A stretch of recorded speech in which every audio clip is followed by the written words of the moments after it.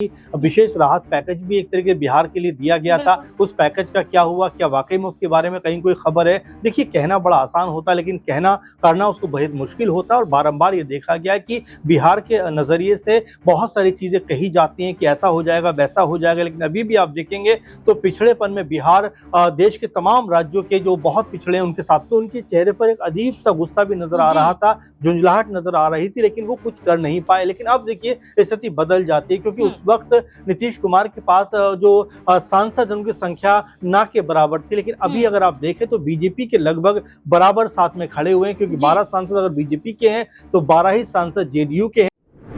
बिहार में प्रधानमंत्री नरेंद्र मोदी के दौरे से कुछ मिनटों पहले नीतीश कुमार ने अपनी कई शर्तें रख दी हैं। क्या नीतीश कुमार के शर्तों में भारतीय जनता पार्टी फंस जाएगी, या फिर प्रधानमंत्री नरेंद्र मोदी को नीतीश कुमार को ही बनाना पड़ेगा सीएम चेहरा? नीतीश कुमार के स्वास्थ्य का फायदा भारतीय जनता पार्टी ने उठाया और नीतीश कुमार के चेहरे पर बिना सहमति के प्रधानमंत्री का दौरा बिहार में कई सवाल खड़े कर रहा था। लेकिन अब नीतीश कुमार ने अपनी शर्तों के साथ चेता दिया है कि उनकी मांगों को पूरा नहीं किया गया तो भारतीय जनता पार्टी के साथ गठबंधन में रहना नीतीश कुमार के लिए अब बर्दाश्त नहीं होगा। क्या मांगे हैं? आपको बता दें कि रेलवे बोर्ड को 6 अहम प्रस्ताव भेजे गए हैं, जिसमें नए पुल का निर्माण करना हो या फिर अतिरिक्त रेल लाइन बिछानी हो, तमाम इस तरीके के प्रस्ताव भेजे गए हैं रेलवे बोर्ड को। अब ऐसे में नीतीश कुमार की इन शर्तों को क्या रेलवे बोर्ड द्वारा माना जाएगा? ऐसे में प्रधानमंत्री नरेंद्र मोदी का बिहार दौरा और जो सवाल खड़े हो रहे हैं इनके ही जवाब खंगालने की कोशिश करेंगे। हम न्यूज रूम में मौजूद हैं, यहाँ पर मेरे साथ मेरे वरिष्ठ सहयोगी अमन सर भी मौजूद हैं। सर, बहुत बहुत स्वागत है आपका। सर, प्रधानमंत्री नरेंद्र मोदी का भव्य स्वागत आज किया जाएगा। आज पटना दौरे पर रहेंगे प्रधानमंत्री, लेकिन इससे पहले नीतीश कुमार ने कुछ मिनटों पहले ही ये मांगे रख दी हैं। पहले वो दिल्ली दौरे पर जाते हैं, एनडीए की बैठक होती है, कुछ घंटे रुकते हैं, इसके बाद वो गुस्से में आते हैं, बिहार लौट आते हैं, और इसके बाद ये शर्तें रखना क्या दर्शाता है कि नीतीश कुमार ने दबाव बनाना शुरू कर दिया है? देखिए, बिल्कुल, अगर बीते 1.5 महीने की बात की जाए तो लगातार आपस में जो तालमेल दिखाई देना चाहिए था बीजेपी और जेडीयू के बीच में, वो वैसा नजर नहीं आ रहा। आप देखिए कि पहलगाम जैसा इतना बड़ा कह सकते हैं कि देश में घटना हो जाती है, लेकिन उसके बावजूद भी पीएम मोदी कानपुर की रैली तो स्थगित करते हैं, लेकिन बिहार मधुबनी पहुंच जाते हैं और मंच पर उनके साथ नीतीश कुमार नजर आते हैं, जो ये बताता है कि नीतीश कुमार कितने इंपॉर्टेंट उनके लिए होते हुए दिखाई पड़ रहे हैं। और वहीं जब 3 दिन पहले नीतीश कुमार दिल्ली आते हैं, मुलाकातें होती हैं, उस मुलाकात को लेकर भी कहा जाता है कि सीएम पद से हटने का दबाव कहीं ना कहीं बीजेपी उनके ऊपर बना रही, क्योंकि आपने देखा कि जब पीएम मोदी नीतीश कुमार से बातचीत कर रहे थे, वहीं पे सम्राट चौधरी भी थे और बीच बीच में बातचीत को एक तरीके से अपनी बात भी रखते हुए नजर आ रहे थे, जो ये बताता है कि क्या अब वहां भी बड़ा खेल होने वाला है। यानी बिहार के एंगल से अगर सोचा जाए तो क्या अब बिहार की जो 20 साल से लगातार हम देख रहे हैं कि परंपरा सीएम पद की रही है नीतीश कुमार के रूप में, क्या वो बदलने वाली है? और जिस तरह से आज हम रोड शो की बात कर रहे हैं, क्योंकि 4 बजे के आसपास ये रोड शो पटना में होने वाला, और आज से 2 साल पहले लगभग एक रोड शो और हुआ था पटना में ही, जहां पर नीतीश कुमार भी पीएम मोदी के साथ में नजर आए थे।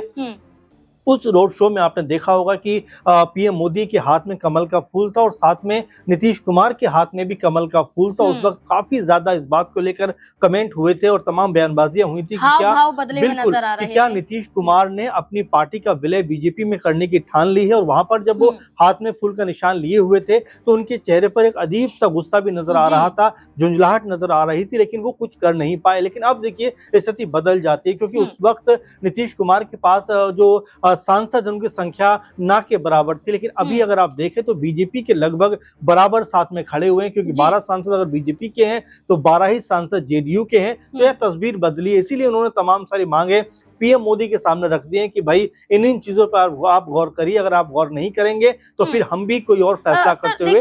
प्रधानमंत्री नरेंद्र मोदी पटना आएंगे, 50,000 करोड़ रुपए से अधिक विकास योजनाओं का उद्घाटन करेंगे, शिलान्यास करेंगे, एयरपोर्ट का उद्घाटन करते हुए नजर आएंगे। लेकिन सवाल ये है कि जहां प्रधानमंत्री 50,000 करोड़ रुपए से अधिक की लागत के साथ इन तमाम योजनाओं का उद्घाटन करेंगे, तो वहीं नीतीश कुमार ने भी जो रेलवे नेटवर्क को मजबूत करने के लिए और पर्यटन को कहीं ना कहीं बढ़ावा देने के लिए, जोड़ने के लिए एक जो मांग यहाँ पर रख दी है, क्या ये मांगे स्वीकार की जा सकती हैं? क्योंकि लगातार बिहार में हम देख रहे हैं विकास का मुद्दा ज्यादा उठता है, विपक्ष विकास की बात करता है, प्रशासन की बात करता है, कानून व्यवस्था की बात करता है, लेकिन नीतीश कुमार पर सवाल खड़े होते हैं। इस बार तो नीतीश कुमार ने मांग कर दी केंद्र सरकार। देखिए बिल्कुल, अगर कानून व्यवस्था की बात करें तो कल ही की आप बात देखें तो लगातार बिहार में जिस तरह से अपराधीकरण बढ़ रहा है, कल ही आपने देखा कि कई जगह पर जिस तरह गोलीबारी होती है, कई कह सकते हैं निर्दोष लोगों को जान से मार दिया जाता है, तो सवाल उठते हैं कि क्या वाकई में कानून व्यवस्था ठीक है।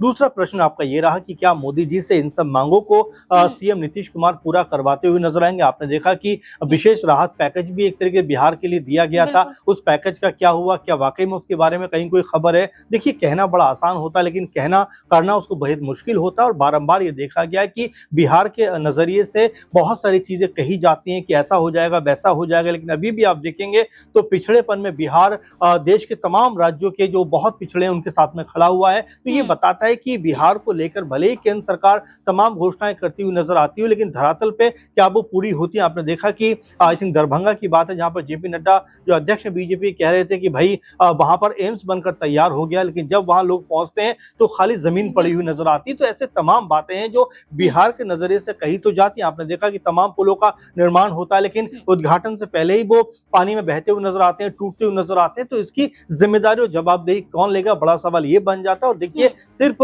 रोड शो करना महत्वपूर्ण नहीं है, बल्कि बिहार के लिए इन 10-11 सालों में केंद्र सरकार ने क्या कुछ किया ये बेहद जरूरी है। क्योंकि आप देखिए 2014 में भी 39 एमपी बिहार ने केंद्र सरकार को दिए, बीजेपी को दिए। आपने देखा कि 2019 में भी 39 जो सांसद है वो बीजेपी और तमाम एनडीए कुनबे को दिए। अगर हम 24 की भी बात करें तब भी 30 के आसपास जो सांसद हैं वो एनडीए कुनबे को बिहार की जनता ने दिए हैं। लेकिन अभी भी वहां पर अगर आप देखेंगे तो हालात कोई बहुत बेहतर नजर नहीं आते। लोग लगातार पलायन कर रहे हैं, कह सकते हैं बेहतर कॉलेजेस की कमी है, स्वास्थ्य व्यवस्था चरमराई हुई है। ये जो मूल प्रश्न हैं जो आज भी ऐसे ही खड़े हुए हैं। और यहाँ पर नीतीश कुमार जो मुख्यमंत्री हैं तमाम तरह की दावे तो करते हुए नजर आते हैं, तमाम तरह की बातें तो करते हुए नजर आते हैं, लेकिन यहाँ पर जो विकास होना चाहिए वो नजर नहीं आता। आप देखिए, प्रशांत किशोर ने इसी तरह के मुद्दों को उठाया कि भाई बेहतर एजुकेशन कैसे हो इसको हमें देखना पड़ेगा, पलायन कैसे रुके उसके ऊपर हमें देखना पड़ेगा। आपने देखा कि बीपीएससी के छात्रों पर किस तरह लाठीचार्ज हो जाता है। तो ये ऐसे सवाल हैं जो लगातार नीतीश कुमार से पूछे जाएंगे। और बीजेपी भी कहीं उनके कांधे पर बंदूक चलाने के लिए तो तैयार नहीं है कि उनके नाम पर चुनाव तो लड़ा जाए, लेकिन अगर सीएम पद पे आने की बात हो तो एक तरीके से अपना नेता या अपना कोई भी नुमाइंदा वहां पर बैठाया जाए, ताकि बिहार में जो बीजेपी की मंशा रही है कि भाई उनका मुख्यमंत्री वहां पर होना चाहिए, तो इस तरह से वो अपना चेहरा वहां पर लेकर आ पाए। तो ये तमाम सारे सवाल हैं, तमाम सारे कयास हैं जो बिहार को लेकर लग रहे हैं, क्योंकि एनडीए के अंदर कोई स्थिति बहुत सहज नजर नहीं आती। सर, एक आखिरी सवाल पूछना चाहूँ तो क्या लगता है कि एनडीए गठबंधन में कई दल हैं, चिराग पासवान अपनी मांगे कर रहे हैं, उपेंद्र कुशवाहा अपनी बातें रख रहे हैं, जीतन राम मांझी अपनी सरकार बनाने का दावा कर रहे हैं, तो वहीं नीतीश कुमार अपने चेहरे को चाहते हैं। क्या लगता है किससे तवज्जो भारतीय जनता पार्टी और देश के प्रधानमंत्री का दौरा है, क्या इस बार फैसला हो जाएगा? देखिए, बिल्कुल तवज्जो देने की बात करें तो देखिए नाज़मीन 2020 का ये मामला नहीं है जिस वक्त बीजेपी आई थिंक 121 पे लड़ी, जेडीयू 115-16 पे लड़ी। लेकिन अब यहाँ पर हालात बदले हैं, क्योंकि चिराग पासवान जो पिछली बार 100 से भी अधिक सीटों पर चुनाव लड़े हैं और अभी भी उनके पास 5 एमपी हैं, तो क्या वो नहीं चाहेंगे कि भाई कम से कम 40 से 50 सीटें उनको मिले? वहीं आपने देखा कि जीतन राम मांझी भी ये कह रहे हैं कि भाई हमें भी 40 के आसपास सीटें मिलनी चाहिए। तो ये ऐसी बातें हैं जो बीजेपी के लिए मुश्किलों में डालने वाली हो सकती है, क्योंकि सीट शेयरिंग का जो मसला है उस पर जेडीयू और बीजेपी के बीच में अभी भी कोई बातचीत फाइनल नहीं हुई है। तो ऐसे में जो सहयोगी और भी दल हैं वो लगातार अपने आप को ज्यादा सीटें दिए जाने की मांग कर रहे हैं। तो ये इतना आसान नहीं होगा बीजेपी के लिए सुलझाना। आज जबकि रैली होने वाली है, फिर बैठक होने वाली है, फिर तमाम बातों को लेकर चर्चा होगी, सीट शेयरिंग में इसके ऊपर सबसे महत्वपूर्ण कह सकते हैं कि मुद्दा रहने वाला है। तो यहाँ बीजेपी के लिए बिहार में तोड़ निकालना आसान नहीं रहने आने वाला। अब इसमें मुख्य चेहरा कौन बनेगा? क्या नीतीश कुमार को अधिक सीटें दी जाएंगी? बीजेपी यहाँ पर अधिक सीटें लेगी? क्या चिराग पासवान जो लगातार मांग कर रहे हैं उनके पक्ष में भी ज्यादा सीटें आएंगी? तो ये ऐसे कयास हैं, ऐसी बातें हैं जो बिहार की जो राजनीति में वो कह सकते हैं उठती हुई दिखाई पड़ रही है। अब यहाँ पर मोदी, पीएम मोदी और तमाम जो सहयोगी दल हैं वो क्या फैसला करते हैं, इसके ऊपर निगाहें टिकी हुई हैं। बिल्कुल, देश के प्रधानमंत्री नरेंद्र मोदी की चर्चा करें तो चौथी बार बिहार का दौरा होगा उनका, और ये दौरा इस बार बेहद महत्वपूर्ण माना जा रहा है, जिसकी सबसे बड़ी वजह है सीट शेयरिंग और सीएम चेहरा। प्रधानमंत्री नरेंद्र मोदी पटना एयरपोर्ट से सीधा भाजपा कार्यालय तक रोड शो करेंगे। इस रोड शो में उप मुख्यमंत्री सम्राट चौधरी भी मौजूद होंगे, मुख्यमंत्री नीतीश कुमार भी मौजूद होंगे। देखना होगा क्या फैसला निकलकर सामने आता है कि नीतीश कुमार दबाव के तहत भाजपा को झुका पाएंगे या फिर भारतीय जनता पार्टी नीतीश कुमार का विकल्प ढूंढ लेगी। इस पूरे मुद्दे को लेकर आपको क्या लगता है? अपनी राय कमेंट सेक्शन में जरूर दें। देखते रहें SPN9 न्यूज। धन्यवाद।